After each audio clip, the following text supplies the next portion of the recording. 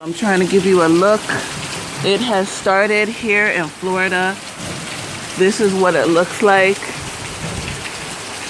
Be safe. I'm praying for everybody in the state of Florida. If you're already in it, have no fear. Just pray to God and believe and trust. And that's all you can do. So this is a look right now.